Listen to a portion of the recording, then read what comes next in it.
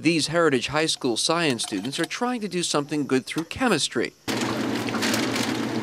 It starts with this, oil and grease left over from the school's kitchen deep fryer, normally taken for dumping. We get about 30 gallons every 2 weeks from the kitchen.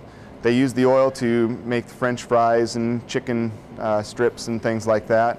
And once they're done with it, they pretty much put it in a drum out back, and it's a waste product. But it's waste no more. With some ingenuity, two teachers at Heritage Spray the water down on top. Small engines teacher Jim Neiman and chemistry teacher Gwen Thompson are leading students from those classes in a project that will transform spent cooking oil from the fryer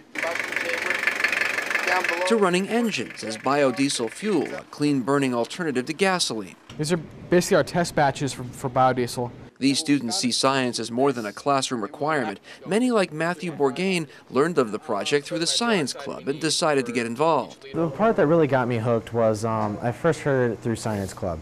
And at first when I was in small engines last year and in engineering again this year, I just started going into it and learning more of how it helps the environment and the economy. For James Marshall and his classmates, it's a way to help the environment as much as to learn something new. First batch we made it was okay. It kind of came out with this weird white foamy stuff. It means experimenting through trial and error.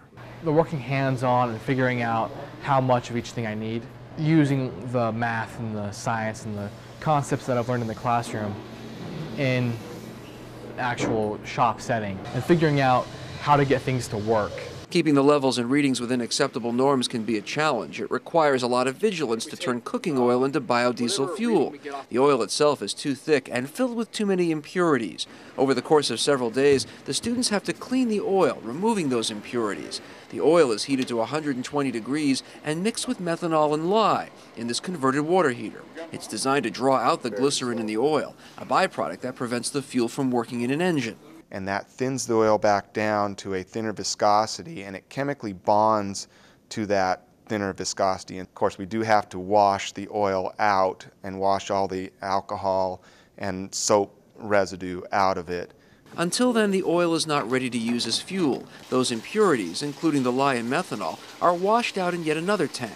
And so we'll put our biodiesel into this tank here and then mist water over the top of it, and as the water goes down through the oil, it collects the alcohol and takes it down to the bottom. And then we have a bubbler on top with air pressure going to it, and the bubbler then boils up from the bottom, takes the water with it, and when it pops at the top, the water can come back down and collect the alcohol again. And so it recycles the water. The bubbling continues for 4 hours before sitting for another 36 hours, leaving a useful source of fuel that goes from the lab into the gas tank. For the students, the result is as clear as the test tubes they handle. And when you complete the reaction, you end up with two distinct layers like this. Up here's the part you can put in your car and run.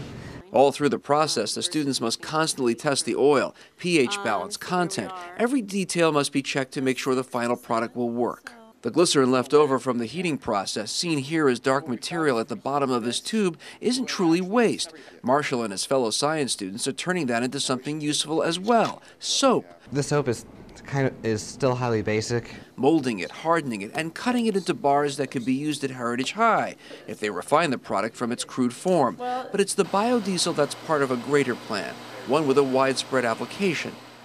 The long-term goal is to hopefully be able to use this in our buses or be able to sell to the community. And since our byproduct is glycerin and we're making soap, that's another piece of how we can provide for our community and leave, hopefully, a smaller imprint on our world. Neiman says that the use of this fuel could be seen right here within the district. So if you think about how many buses Evergreen School District has, there's a lot of fuel being used. And I think that if we can get this down to a good process, we can actually take the oil that comes out of our kitchens and put it into our buses, and the buses can run. And if it's even 5% of what the buses use, it would be a huge amount of savings for the district. Such a plan is only an idea for now. Meanwhile, biodiesel could be in Washington's future. There's a processor up in Seattle that has just contracted to buy a first $1 million batch of Washington-grown oil for their biodiesel process. The state legislature is considering a bill that would offer incentives to increase biodiesel production, even getting farmers to grow canola oil for processing, all in the name of cleaning up the air. The bill would offer $5 million to help districts like Evergreen retrofit old school buses for biodiesel and buy new ones for that purpose. Students are doing their part to help with this environmentally friendly product. It's applying everything I've learned in AP Chemistry, AP Physics, and really getting a more hands-on approach to what I've learned in the classroom, as well as working with people from other classes and other focuses on something that we're both interested in. The experience will definitely be very useful.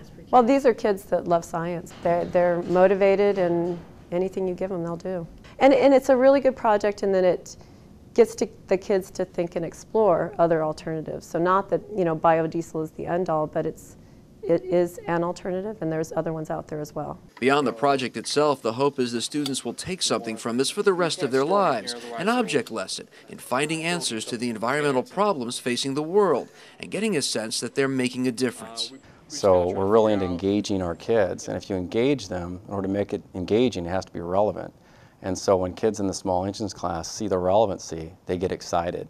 So that's one of our major initiatives in our district. Ambrosius says it allows students from different backgrounds to see the potential in themselves. And we tend to look at a kid that takes shop classes and a kid that takes AP Chemistry differently. The kid that takes shop classes sees his career in fixing cars or something. When you infiltrate the chemistry into it, the kid sees that he could go to college and has all the knowledge. It's just he's more of a hands-on learner. And so that's the piece that I've seen. It opens the eyes of kids that can actually do really well in college. They just don't know it yet. And for some students, just participating in this project could light a fire under their curiosity about learning and finding answers, especially something that could make the world and its environment a better place. So it's really